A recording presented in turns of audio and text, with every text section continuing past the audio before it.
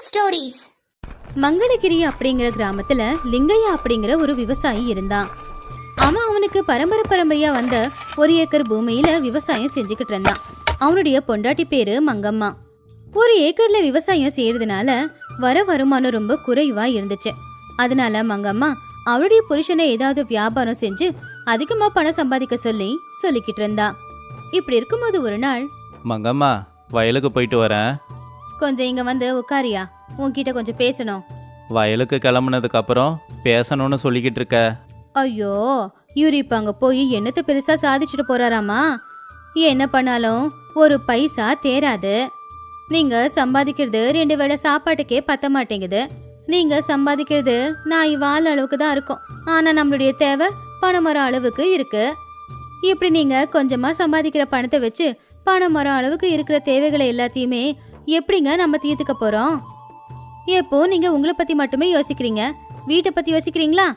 நீங்க சம்பாதிக்கிறது சாப்பாட்டுக்கே பத்த மாட்டேங்குதுன்னு போது நான் எப்பங்க 4 நகை நட்டை வாங்கிக்கிட்டு போட்டுக்கிட்டு போறது?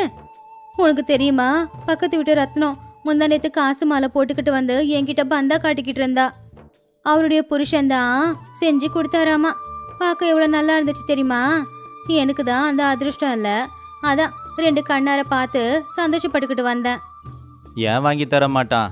அவனுக்கு நிறைய வயல் இருக்கு, நிறைய பணம் சம்பாதிக்கிறான். அவன் பொண்டாட்டிக்கு காசு மாலை இல்லை, வைர மாலை கூட தான் வாங்கி தருவான். ஆனால் நமக்கு முழுசாக 1 ஏக்கர் நிலம் கூட இல்லை. அதில் வர வருமானமும் கம்மியாக தான் இருக்கு. அதை வச்சு எப்படி நகை வாங்கி தர்றது?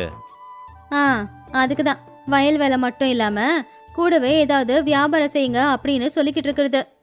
அப்ப அழகா வீட்டுக்கு தேவையான அளவுக்கு நமக்கு வருமானமும் வரும்ல. அதனாலதான் என்கிட்ட ஒரு யோசனை இருக்கு. பேசாம நாம ஏன் மாடுங்களை வாங்க கூடாது? அப்படி பால் வியாபாரம் செஞ்சேன்னு வச்சுக்கோ, நமக்கு சம்பாதனை அதிகமாகும்ல. அப்படி மாடுங்களை வாங்கணும்னா நிறைய பணம் செலவாகுமே. அவ்வளோ பணத்துக்கு நான் எங்கே போகிறது? ஏங்க, எங்க பிறந்த வீட்டுக்காரங்களை நீங்க என்னன்னு தான் நினைச்சீங்க? நான் வாய் திறந்து கேட்க கூட வேணாம், கையில பணம் வச்சிருப்பாங்க. அந்த பணத்தை வச்சு பேசாம மாடுங்களை வாங்கி போடுங்க. என்ன சொல்றீங்க? வேணாம் மங்கம்மா, யாருக்கிட்டேயும் கை நீட்டி காசு வாங்குறது எனக்கு பிடிக்காது. அதுவும் உன் பிறந்த வீட்டில் இருந்து நான் வாங்க மாட்டேன். கம்மியாக சம்பாதிச்சாலும் குடும்பத்தை நடத்திக்கிட்டு இருக்கேன்ல, சாப்பாட்டுக்கும் துணிக்கும் பிரச்சனை இல்லையே. அப்புறம் எதுக்காக அதிகமாக சம்பாதிக்க